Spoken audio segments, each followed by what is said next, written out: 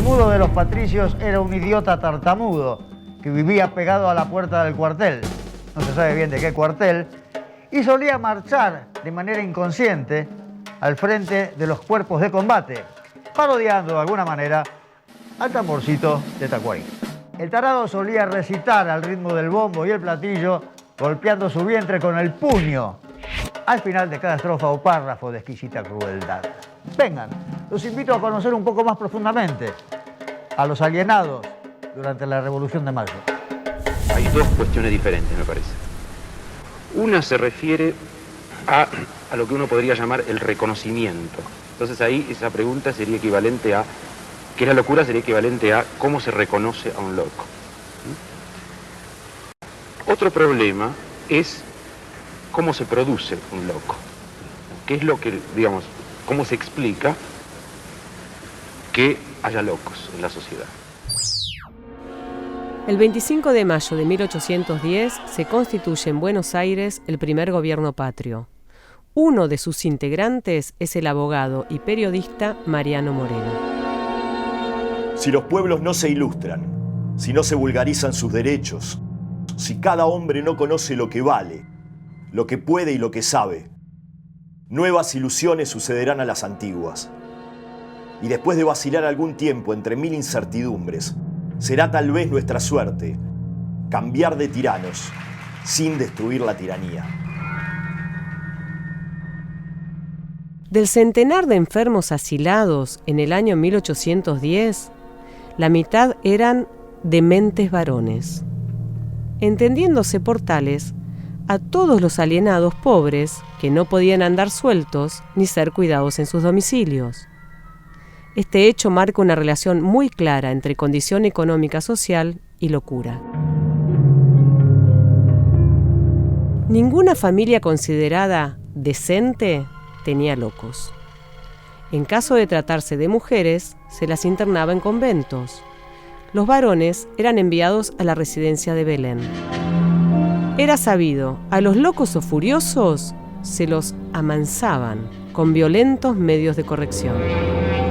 En esa época, la idea de civilización cobra protagonismo por obra de la difusión de las ideas europeas en nuestro país.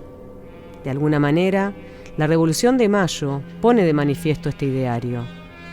Se instala la utopía del sujeto americano civilizado. Es en este contexto donde se producirá una reforma eclesiástica que terminará poniendo fin a la dirección que los padres betlemitas tenían sobre los hospicios. Algunos alienados saltan a la fama. Uno de ellos es el mudo de los patricios, un recitador que a través de sus versos burlaba las palizas que recibía. Otro de los célebres locos fue el padre Castañeda.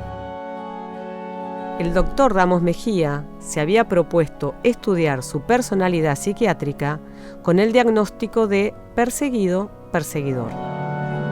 Por su parte, José Ingenieros asegura que la figura más pintoresca del periodismo católico, antes y después de la reforma eclesiástica, fue un lunático franciscano, insolente sin perversión y pornográfico sin vicios.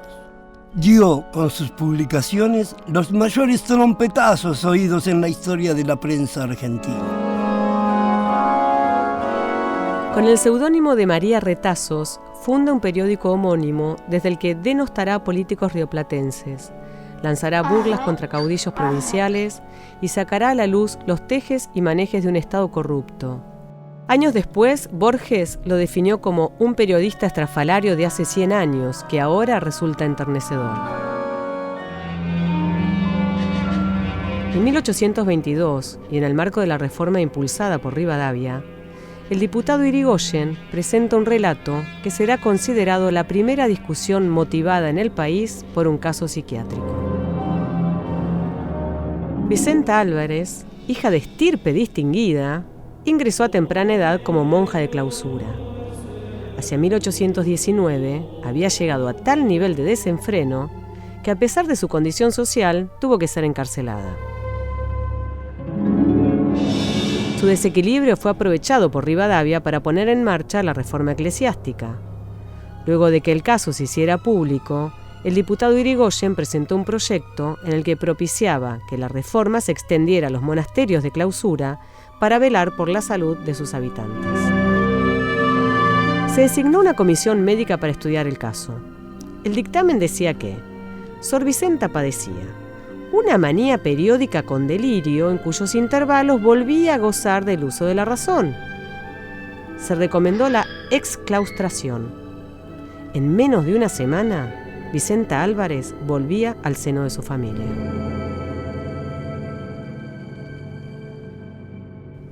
Volviendo al mudo de los Patrillos, el tarado que mencionaba al principio de este capítulo. Su fortaleza física no le sirvió de mucho para soportar las palizas que le propinaba el prócer Beruti, muchas veces ayudado inclusive por el mismísimo French, con el objeto de calmarlo, por supuesto. Los golpes que le daban lo dejaban mudo por largo tiempo, pero él igualmente volvía a recitar en voz muy baja. Ahora, y a título personal, no llegué a entender bien si el mudo de los Patrillos era mudo, era sordo mudo o simplemente hablaba en voz muy baja.